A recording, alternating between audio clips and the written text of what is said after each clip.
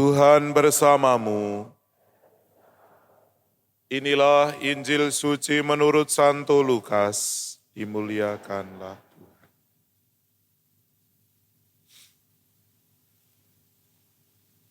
Pada suatu ketika orang berduyun-duyun mengikuti Yesus dalam perjalanannya.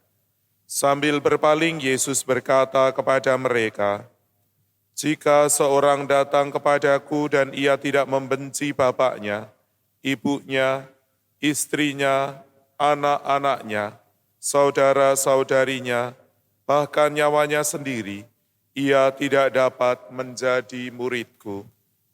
Barang siapa tidak memanggul salibnya dan mengikuti aku, ia tidak dapat menjadi muridku.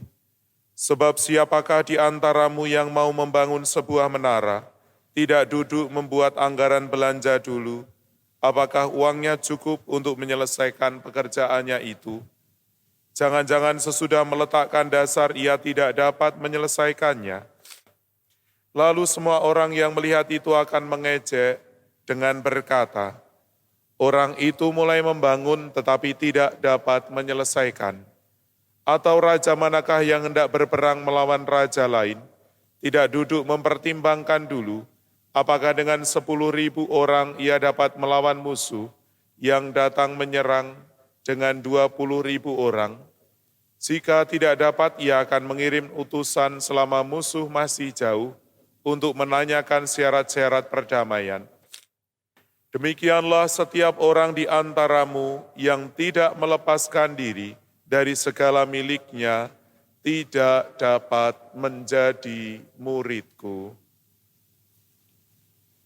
Demikianlah sabda Tuhan. Terpujilah Kristus. Ibu, Bapak, saudara-saudariku yang terkasih dalam Tuhan, lewat bacaan-bacaan yang kita dengarkan hari ini, kita mendapat pemahaman bagaimana Tuhan Yesus menghendaki supaya kita semua secara total mengikutinya dalam setiap perjuangan kehidupan ini. Situasi yang digambarkan di dalam bacaan Injil menegaskan bagaimana Yesus yang mulai populer. Jadi Yesus itu mulai mendapatkan popularitasnya. Maka dikatakan pada awal, suatu ketika orang berduyun-duyun mengikuti Yesus dalam perjalanannya. Sedemikian terkenalnya Yesus. Maka Yesus juga memberi sebuah tekanan untuk mengingatkan supaya orang-orang yang mengikutinya itu bukan hanya karena popularitas, tetapi mengembalikan mereka kepada pemahaman apa yang diwartakan oleh Tuhan. Apa yang diwartakan oleh Tuhan adalah kerajaan Allah. Maka setelah Yesus menyampaikan tentang bagaimana menjadi muridnya, bagaimana menjadi murid Tuhan, ia juga mengatakan sikap tidak setengah-setengah dalam mengikuti Tuhan. Dalam dua perumpamaan. Perumpamaan yang pertama adalah perumpamaan tentang seorang yang membangun menara, sedangkan perumpamaan yang lain adalah tentang raja yang maju berperang. Kedua-duanya menggambarkan sosok atau pribadi yang setengah-setengah dalam perhitungan. Jika kita menjadi orang yang setengah-setengah, tidak total, tidak radikal, tidak sehabis-habisnya dalam mengikuti Tuhan, maka akan berakhir pada kehancuran.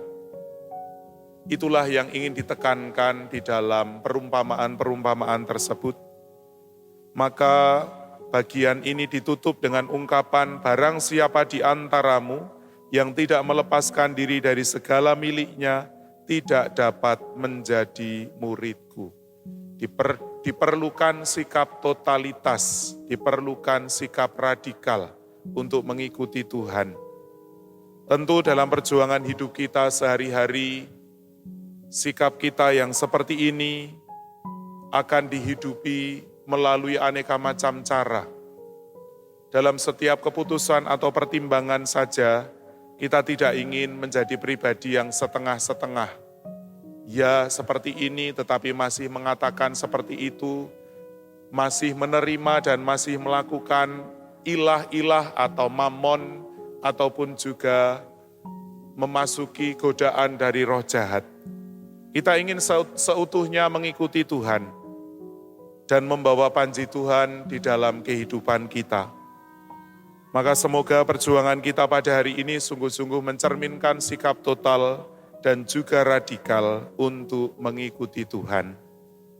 Mari kita hening sejenak, kita bertanya dalam diri kita, apakah kita sudah membangun sikap total dan radikal untuk ikut Tuhan Yesus?